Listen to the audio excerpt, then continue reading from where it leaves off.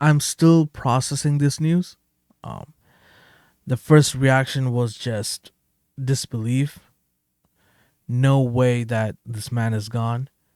For me, Akira Toriyama has always been the GOAT manga artist.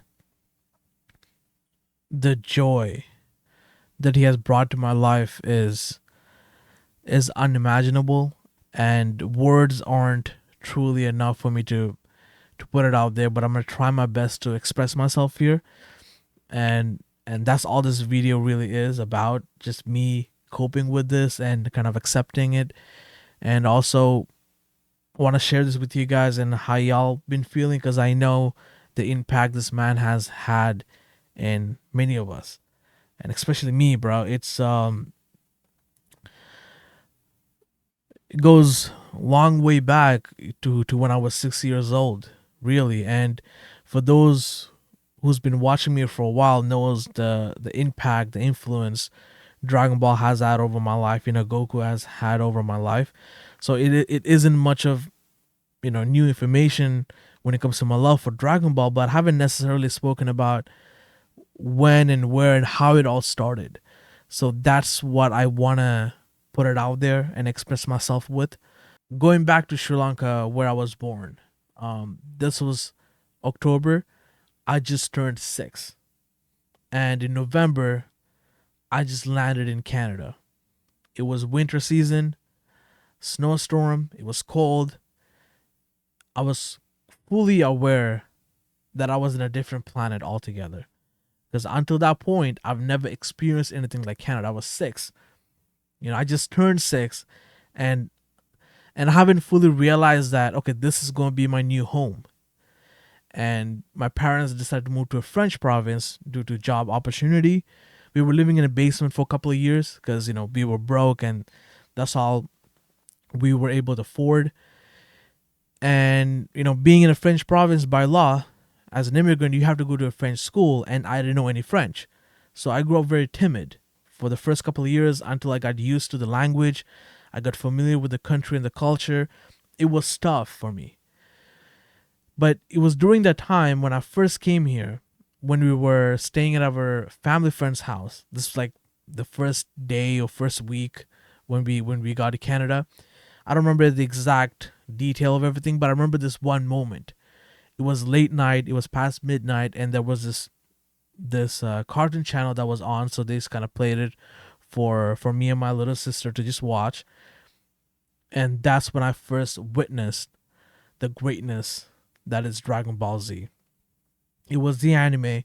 This is the episode where Goku and Vegeta are fighting, and Goku is overpowering Vegeta, and Vegeta couldn't handle it. His pride has been broken and shattered, and he's super pissed off, and he's about to give it his all with his Gallic gun. And Goku's pulling out his Kamehameha the first time I'm hearing this, and I don't know what is going on, right? I have no context to any of this, but my mind was blown, and it fully captured my soul and my imagination, and I was glued to the screen. I couldn't believe what I was witnessing. The energy, the excitement, it was insane. And Goku going Kaioken, I'm like, wow. And red is my favorite color, so when Goku went Kaioken, I'm like, yo, that's my guy right there, you know? And that was the first introduction. So now we moved into this basement, and my parents took me to this supermarket called Mexi, and they had this kind of shelf of books, and my eyes caught onto this manga right here, Dragon Ball Volume 10. It's in French, of course.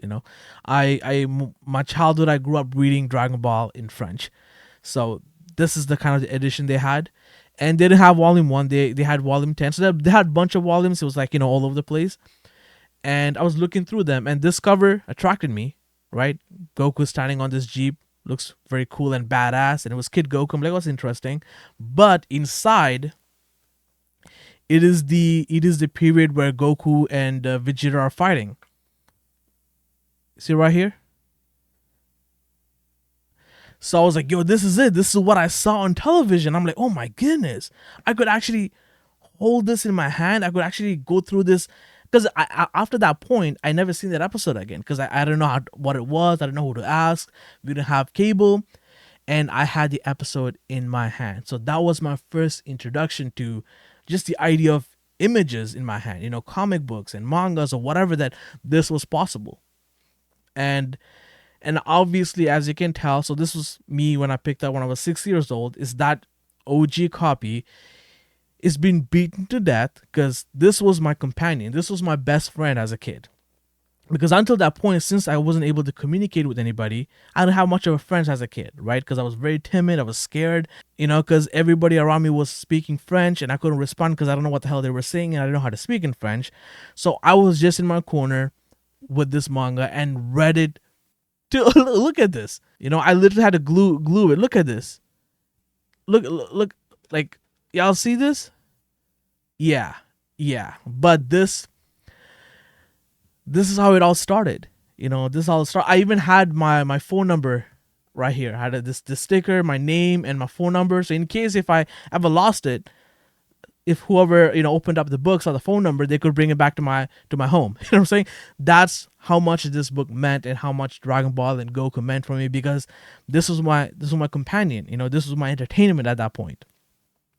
So that's how it all started for me when I was 6 years old, and that is the origin.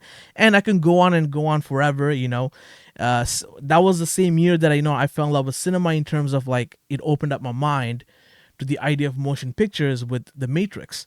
And then when I was 7, that's when I fell into comic books, because at dollar stores they used to sell hardcover comics, and my first comic book was Daredevil, which was the one with Daredevil by Kevin Smith and Joe Quesada, which is not a comic book for a child, but Daredevil was fully red, and red was my favorite color, so anything red I was always picking it up. Right, that's when I kind of introduced it to Spider-Man and Superman, all of that, but it started when I was 7. But my first introduction to this idea of entertainment and art and immersion and everything that this is, everything that I am today, aspiring filmmaker, starting cinema, everything started with this, the idea of composition, because Akira Toriyama's composition, bruh, it is truly transcending.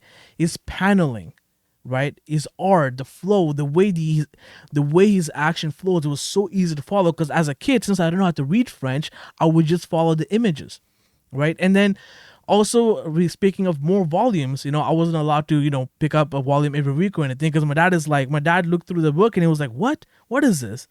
There's no words, only images, so it was like, this is not a serious thing to be starting in. But I learned how to read French through Dragon Ball manga, all right, because the images was so well detailed, I was able to understand what these words meant. So I was literally kind of learning how to read and speak in French, also because of Dragon Ball. So at that point, my mom saw how much I loved this, so she was convincing him to allow me to pick up at least one book a month, one manga a month. So they would always have random volumes, so I never was able to follow anything in order, right? Everything was scattered around, so I would have a volume 15, then I would have volume 5, but I was still able to follow. So at that point, that's when my storytelling really started, because I didn't need to know the context, what happened before or after.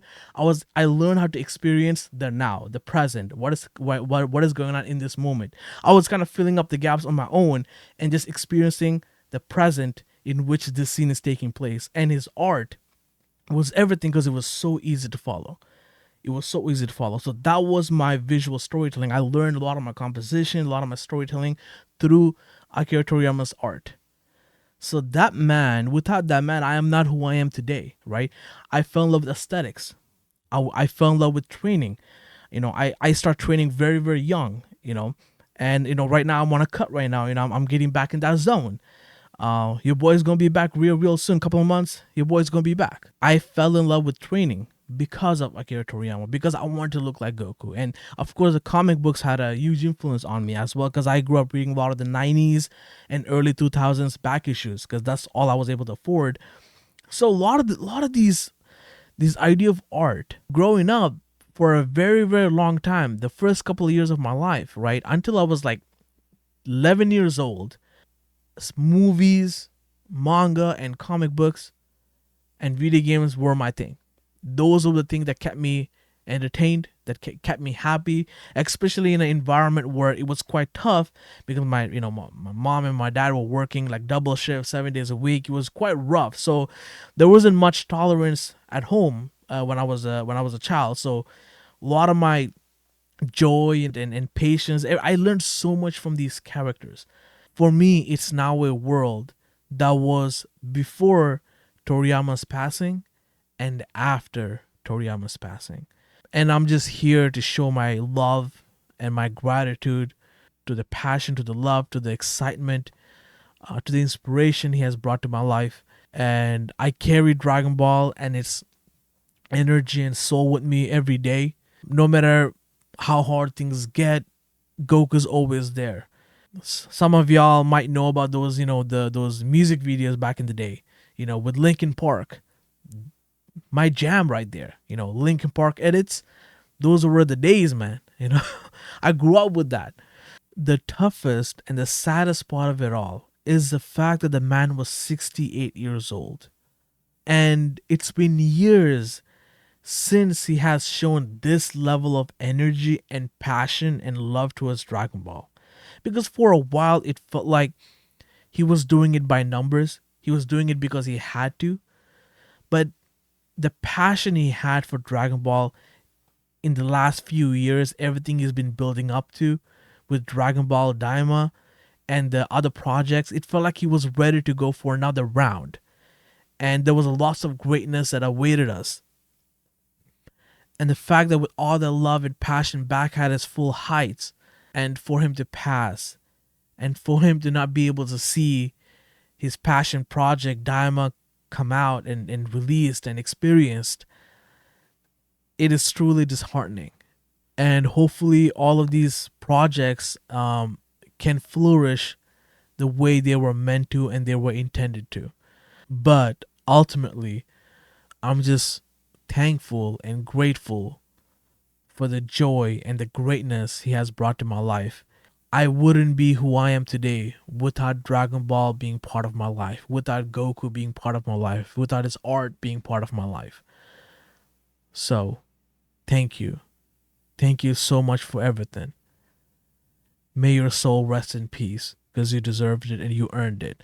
And there's millions out there right now that are mourning, that are also wishing you the same.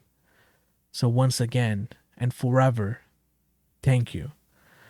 With that said, let me know how y'all been feeling because I know as much as he has influenced me, he has influenced many others passionately.